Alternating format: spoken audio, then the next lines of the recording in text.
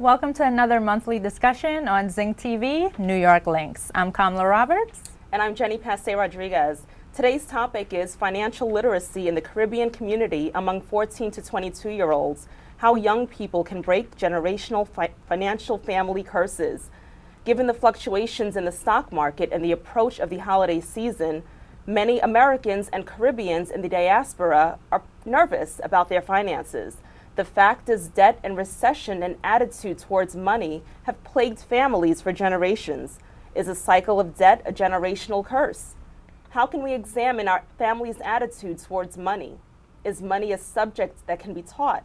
If so, why are there so many non-wealthy accountants, credit counselors, and wealth advisors, with many adults themselves not being qualified to pass on financial literacy to their young, and young people feeling alienated from bank processes?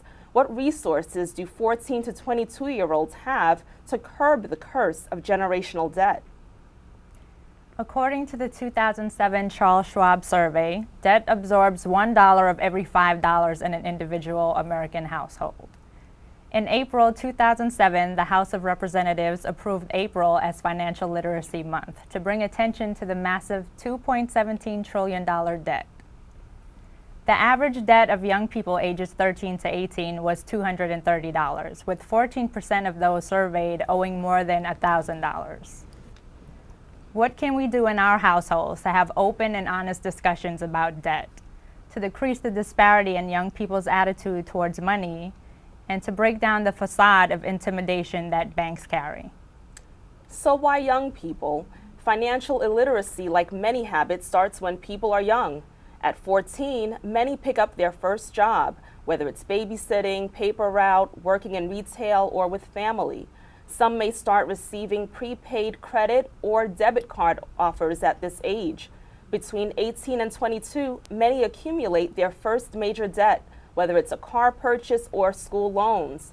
A recent study by Visa USA found that only 48% learned money management skills from their parents, while another 41% noted that they are self-taught. Please welcome our guest. Angie Toney is a Caribbean American resident residing with her husband and family in New York City. She is a CPA and chief auditor at a chemical manufacturing company in New York City. She is also on the board for Sensibility, a nonprofit program aimed at teaching financial literacy to teenagers in high schools. Angie also volunteers with New York State Society of CPAs. Also joining us is Precious Ballard, a 32-year-old mother of two, Kwana, who is 17, and Aaron, who is 11. Miss Ballard is single and has never been married. She resides in Stamford, Connecticut, where she and her family have been living for the past 5 years since relocating from the Bronx. She is an executive recruiter assistant by day and a realtor in the evening and weekends. She plans to go back to school part-time to finish her degree in nursing in the spring of '09 after being inspired by her sister and one of her best friends who just became registered nurses. Precious's daughter, Kwana Ballard, is a 17-year-old senior in high school who has been working since she was 15 years old. Kwana currently works 2 jobs in addition to trying to finish school in order to save for college and buy a car. She is a sales associate at Pier 1 Imports and also a caregiver at a daycare close to her home. She would like to attend a 4-year college and has her eye on Southern University in New Haven and the University of Long Island in Brooklyn. An interesting note is that Kwana is unable to participate in any extracurricular activities due to her hectic schedule. Extracurricular activities are usually a requirement for most 4-year colleges. Kwana currently lives with her mother, Precious, and brother Aaron in Stamford, Connecticut. Also joining us later on is singer-songwriter Kashira. So nice. I got a minute, let's get a drink, sipping on some scissor, roll up my wrist like that, no. I'm ready now to let myself go. I know you can relate. To get the money flow, you got to set the bait. Can get distracted if you don't investigate. You know me now gonna make no man mess up my faith. But from you come, I've been so hoping for you make my love run down. It's like heaven when we chill, it's pure Finally, I can let my head down. This is a special occasion, and we're glad to have you join us.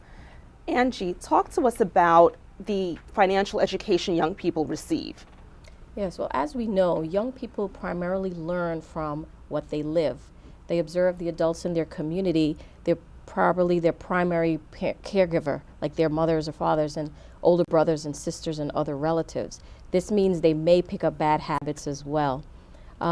Because financial literacy has become such an important topic, a lot of programs are evolving where students, we encourage them to seek out, such as Sensibility, where I volunteer. And can you tell us a little bit more about Sensibility? Certainly, our mission really is to target underserved communities, kind of like the inner city, where they don't always get exposure to money management skills and so on. So we have volunteers from organizations, people out in the regular workforce who come and train in the modules and teach this to young people.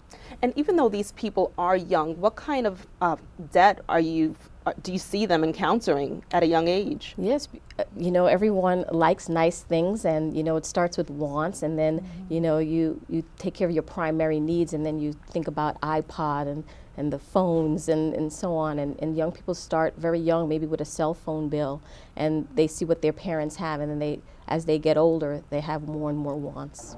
Wow. Okay. Now, what is the process like when you start the courses, from how do the teenagers react, or what's their question like in the beginning, during, and after you've gone through the training sessions? Right, well, basically we start to give them an organized way of thinking about money. We try to get them to lose that bad habit that they were taught and start from the basics, like setting SMART goals, and then leading into budgeting skills. A great deal of information is given about credit, because you can leverage credit, and then you can lead into higher topics such as investment strategies and so on when they're ready for it. Now, Kwana and Precious, what is your knowledge of savings in terms of CDs, money market accounts, and different options that the bank offers? I can start. I have knowledge of it. And was I taught it when I was younger? No.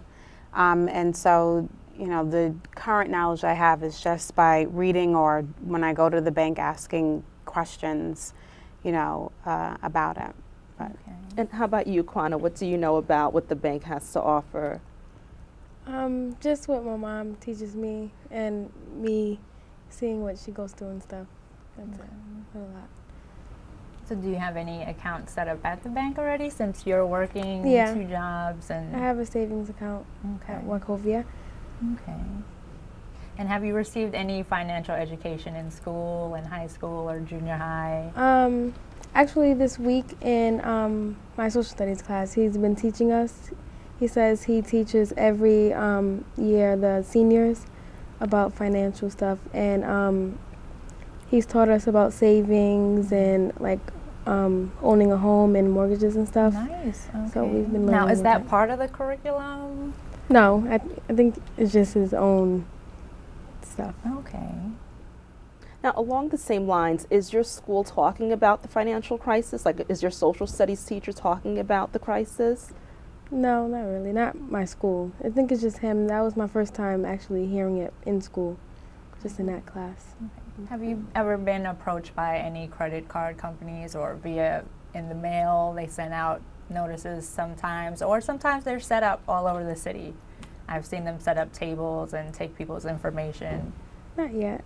Okay. Well, Angie, what kind of advice at this age would you give to Miss Ballard, about dealing with credit card companies, dealing with these offers? Granted, her teacher is giving her some advice, some education about it. What kind of advice would you give to this young woman and her mother? Yeah, well, primarily I would say education. That it's a lot of learning, and of course there's a balance between having a good knowledge and then actually applying the skill. You have to get that education, because otherwise you won't know which credit cards to select. You know, what do I do? There's APRs to learn all the definitions, grace periods. It's very confusing out there when you look at all the instruments that banks try to throw at you.